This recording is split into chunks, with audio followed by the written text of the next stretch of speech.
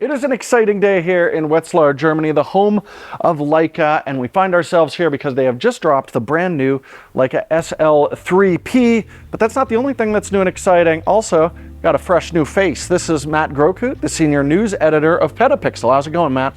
I'm very well, thank you, Jordan. How are you? I'm doing great. You excited for this thing? I'm pumped because I've tried out the SL3, so the SL3P is what Leica says is their best performing camera ever. So I want to see how it does. Yeah, we've got a few days. We're going to take a hell of a lot of pictures. We're going to shoot some video and see if this is, like they say, the most versatile SL3 yet. I'm Jordan Drake. This is PetaPixel. Let's get to it. If you've been watching our recent episodes, you've probably noticed I've been traveling a ton, and when I'm doing that, I really need memory cards that I can rely on because I'm not suddenly going to find myself back at the Nürburgring or a German castle again in the very near future. And that's why I've brought the OWC CF Express Type B cards. Not only have I never had an issue with these cards, but sneak peek, the SL3P is a very fast camera. It can shoot 40 high-resolution files per second. I need something that's not going to slow me down, and the OWC cards have been exceptionally good in that regard. And to make sure these cards continue to perform their best, you can use OWC's free Innergize software that's going to let you check the health of the cards, do safe formats, and update the firmware so you know these things are always going to perform their best. If you want to check these cards out for yourself, just click the link in the description below. Thank you so much to OWC for sponsoring this episode. Let's go look at some castles. So for our initial test of the camera, we're going to go check out the Schloss Braunfels Castle, which I horribly mispronounced just right now. But it's going to be a great test for contrast and low light performance on this. But I want to mention, I'm going to film as much of this as possible on the SL3P, and actually Matt is going to operate the camera. At the same time, he's going to be trying to come up with really hyperbolic news stories because he is the news editor. So I just want to give a quick disclosure before we get started here.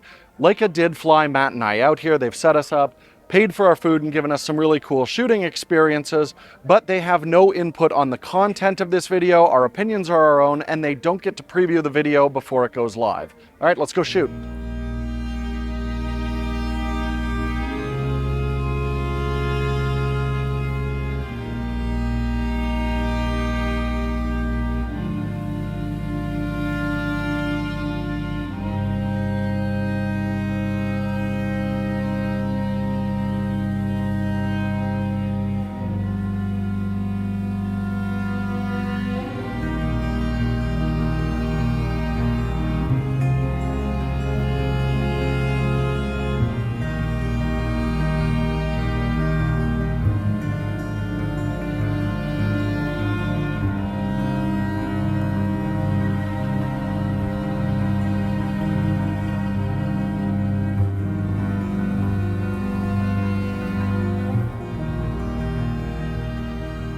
Okay, it's starting to rain out here, so we're going to head inside. More for us than the camera itself, because like the rest of the Leica SL3 bodies, this is very weather sealed and actually carries an IP rating. It's IP54.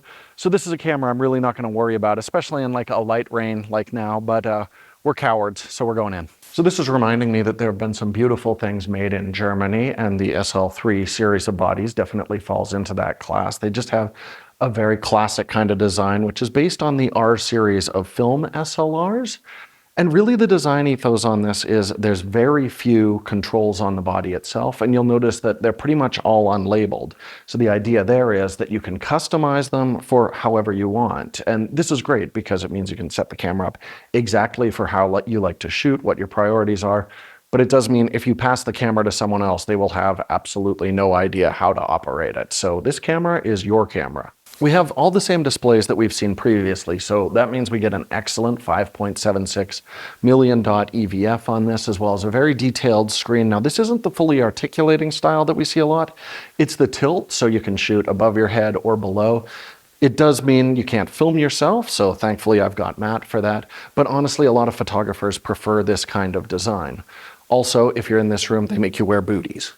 Now, the primary thing that sets the SLP apart from the other cameras in this series is the 44 megapixel sensor. which hits a really nice middle ground because it's much faster reading out than the 60 megapixels that we saw in the SL3, but gives you a far more detailed image than the SL3S, which was really designed for speed. This is kind of the best jack of all trades in their lineup. So we're getting a lot of detail out of this, but we're going to get to more of the technical results a little bit later in the video, where we look at things like rolling shutter. There's been all kinds of debate on this trip as to what the P in SL3P stands for, but the most obvious would be professional. And to go along with that, this camera is capable of shooting the C2PA content authenticity credential. So when this is enabled, it's not only going to tell people that the image was captured on a Leica SL3P, but it'll also indicate any adjustments that have been made to the image, any masking, layering, anything like that, whatever's necessary to prove the authenticity of the image. All right, so it's our second day, and after an exciting shoot at the castle, Leica has decided to surprise us by bringing us to shoot our video at another castle. So that's what we're going to do today. But I really want to talk about the sensor on this camera, because unlike before where we saw the sensors from the SL3 and the SL3S, in a lot of other cameras, we've only seen this sensor before in the Panasonic S1R2. And it gives you great detail. I really like the image quality, but it is slower to read out than what we're seeing in the Nikon Z8, the Sony A7R6, or the Canon R5 II. Because the readout speed on this sensor, it's the fastest we've seen on a Leica SL body yet. It can shoot up to 40 frames per second, but that's only when you're in 12-bit recording. If you use the full 14-bit recording, then you can shoot up to 25 frames per second, but that's only with the electronic shutter. This can shoot up to 7 frames per second with the mechanical, which unfortunately is a little bit slower than that Panasonic S1R2, which can shoot up to 10 frames per second. So the readout on this sensor is way faster than what we saw on the SL3, which took around 100 milliseconds to read out. Here we're looking at around like just under 40, so substantially faster than what we saw there. But you are still going to run into rolling shutter issues if you've got fast-moving subjects and quick pans. But the faster readout on this is going to give us some advantages in autofocus. Let's talk about that next. Dankeschön.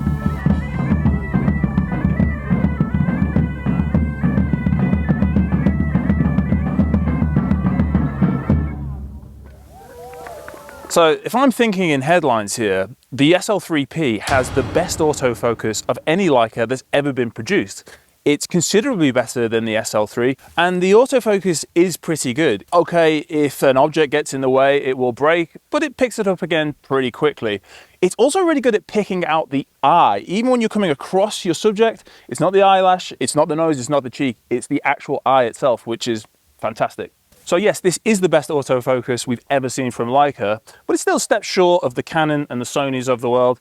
So as Jordan mentioned, the dials and the buttons are left blank for you to assign as you see fit. Now, initially, that kind of baffled me. And after 2 days of shooting with the camera, I'm still not totally happy where every function is, but I think give me a few weeks and I'll be able to nail it.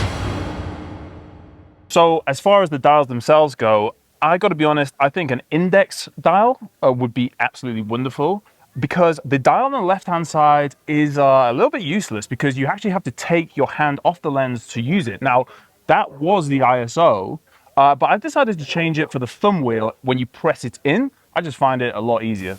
So as far as the menus themselves go, the first menu, it's lovely. It's beautifully designed. It has got everything that you really want. The second menu is a little bit more tricky. It involves a lot of scrolling. It can be quite difficult to find certain things that aren't on the first menu. For example, if I want the electronic shutter sound on, that's under the heading acoustic signals, which I know makes sense, but it was definitely dreamt up by a German engineer. The menus are color-coded with photo in red and video in yellow. Now, I've been talking about the photo menus, so maybe Jordan can take you through the video menu. All right, so I'm back and let's talk about video. But before we go through the record modes and the quality of the video, I just want to mention for the last couple Leica SL videos, I've been complaining about a truly terrible menu for selecting your video frame rates, data rates, codecs, and things like that, where you'd make small adjustments to things like data rate and it would radically change your crop or your frame rate, and it just screwed me up all the time. And thankfully, they've replaced that completely with a brand new menu for setting frame rate, resolution, all of those kind of settings. It's now very well laid out, intuitive, and you're not going to screw up any of your settings making minor adjustments. This is a huge improvement. Thank you, Leica. So in terms of video quality, due to the shared sensor that this has with the Panasonic S1R2, it has a lot of the same strengths and weaknesses. I really liked the S1R2 as a high-resolution video camera, and this shares almost the exact same set of video features as that camera, minus a few little differences, things like not having quite as flexible articulating screen, no active cooling, and less flexibility in terms of my stabilization settings. So there's a really strong suite of video record modes on this camera, including full-width 8K 16:9 recording. You can also do open gate 8K recording with it, 4K up to 120 frames per second. And if you're shooting 4K 30 or below, you can use a DR boost function, which will increase the bit rate, and that's going to give you a little bit more shadow information, although your rolling shutter will get quite a bit worse in this mode. Unlike the S1R2, this does have a few things that are missing there, including the ability to do internal RAW recording. You're going to have to record them externally. As well, I do really wish that there was just a more compressed 10-bit 422 4K recording mode on this. On this camera, you've got to go up to 400 megabits per second, which is pretty demanding. Panasonic will let you do it at 150 megabits per second. But one really nice upgrade that we've got on the Leica now is if you're using the 8K open gate record mode, it supports anamorphic desqueeze, so you'll be able to preview your frame accurately while you're filming instead of having to do it afterwards or strapping on an external monitor with anamorphic support. So we have an incredibly well-sealed camera body here, and that could lead to some issues with overheating when we're doing really long video clips. So I wanted to test that. I set the camera to the 8K open gate recording, which is its most demanding record mode. There I was able to record for 29 minutes before the camera did overheat and shut down. So that means if you want to do very long interview recordings in the open gate mode and crop in a little bit later, you're going to run into overheating concerns here. That being said, when I was shooting 4K in a variety of frame rates, even using the dynamic range boost, I haven't seen any practical real-world examples where overheating's been a concern. Okay, so I would say this, no, this is actually a headline. Matt, can you do a headline? This is the best video camera that Leica has ever made. That is absolutely true, but the thing to remember is this is an L-mount camera. It doesn't exist in a vacuum. Those same lenses are going to be compatible with some excellent video cameras from Panasonic. But if you really enjoy the photographic experience, the interface, the way that this is all set up, rest assured you're also getting a very capable video camera here, though not quite as much as the S1R2. B&H is a wonderful place to get pretty much anything you can think of when it comes to photographic gear, videographic gear, and professional audio equipment. They've got a huge store with tons of stock, and right now there's a really great way to buy stuff at B&H. Just get one of their Payboo credit cards because this gives you two big advantages. So first, you can buy all of your gear and save the sales tax. B&H will refund the sales tax back to you when you make your purchases. To check your eligibility for Save the Tax benefits, visit bhphoto.com/payboo, or you have another option. You can finance expensive purchases over 6 months or a year using your B&H Payboo Credit Card, and this just makes it a little bit easier to spread those costs over a longer period of time. But as always, remember that this is a credit card, so you want to use it responsibly, and you do have to get approved for this card. So to learn more, go to bhphoto.com/payboo. So look into getting your own B&H Payboo credit card today. It is provided to you by Comenity Capital Bank. So for our last day in Germany, we've come out to the Nürburgring to go see how this camera can handle really fast action, autofocus, see how the rolling shutter is going to perform. But before we start doing that, I just want to talk about the image quality a little bit now that we've taken a look at some of the photos. And no surprises here. I was a big fan of this sensor when we first saw it in the S1R2. We're getting very detailed images, and the dynamic range on this is excellent. You can see if you want to shoot to protect your highlights, really push those. There's a ton of detail in the shadows and actually not that much noise. I also really like the straight out of camera JPEG color and the way it handles auto white balance. It gives you a nice usable image without a lot of processing if you have to really quickly deliver them. I mean, no surprises here. It takes nice pictures.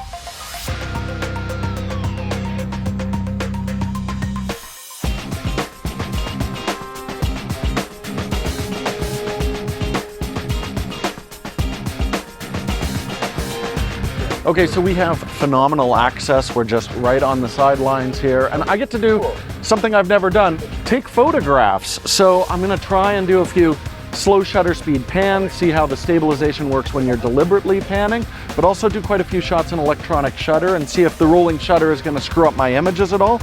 It should be a lot of fun. Like, I've filmed things like this, but I've never tried to freeze them, so it should be fun.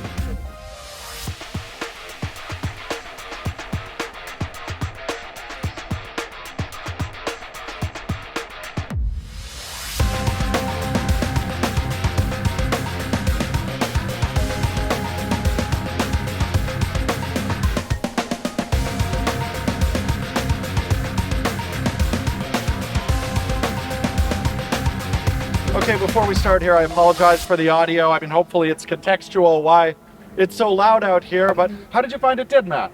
I thought it was excellent. I was down at the bottom of the hill with the 90 to 280 and it was locked. I was using the car mode on the autofocus, and at the bottom of the hill, they sweep right and it kept it on lock, which enabled me to use a shallow depth of field, which meant I had the lovely S's in the background all out of focus. Very good. Yeah, and I did test it doing more like panning. I was really impressed the autofocus didn't get confused which car I selected. It stayed on the one I initiated tracking on. And in terms of the rolling shutter performance on this, in the 14-bit, I mean, you can see here, it's pretty noticeable if you're trying to do these pans. But switching it over to the 12-bit mode, it was vastly better. We're losing dynamic range, but in shots like this, you don't really need a ton of DR to make that work. It did a pretty good job, and the photos that are bad, it's my fault, not the camera's. All right, we're coming to the end of an amazing experience out here, and I guess that means it's time to look at, is the Leica SL3P gonna be right for you? And I think that really comes down to two different groups, because there are some photographers out there who are only gonna look at a Leica camera. They want it to complement some of the other cameras that they have, and I would say this is by far the most well-rounded SL camera that they've produced yet. I mean, we're looking at significantly more usable electronic shutter and video capabilities than we had on the SL3, but also way better photo quality than the SL3S. However, I think it's important to remember that the M series and the Q series from Leica give you completely unique shooting experiences that you really can't find anywhere else. Where if you look at the SL series of cameras, these are competing directly with a whole bunch of other professional mirrorless cameras from other manufacturers. Obviously, the most direct competition for this camera is the Panasonic S1R2 because it's taking the same L-mount lenses, has the same sensor, and that camera does offer some real advantages, a faster mechanical burst rate. It has definitely got more comprehensive video functionality, but I would say that that is also a much more complicated and, let's be totally honest, a bit more of a homely camera. And if we look at even the broader competition, then you have cameras from Canon, Sony, and Nikon that all feature similar resolution to this, but much faster scanning frame rates, as well as being much less expensive. So really, I think if you choose the Leica SL3P, that's a choice you're going to be making with your heart, not so much your head. So thank you so much for joining us, and I definitely want to give a huge shout out to Matt Grokut for co-hosting and helping me shoot this episode, as well as all the people at Leica who made this entire episode possible. And I guarantee you, in a month when this camera is released, we are going to be talking about it on the PetaPixel podcast. You can listen to it on all your favorite podcasting apps, or just stay here right on this channel to watch us all talk. And if you love the work we do, the best way to support it is with a PetaPixel.com membership. You can see right here all of the different perks that this unlocks, but you also get to know that you're helping us to shoot and make more compelling content for you regularly. Thank you so much for joining us. We'll see you all again soon with Chris Nichols on another episode of PetaPixel.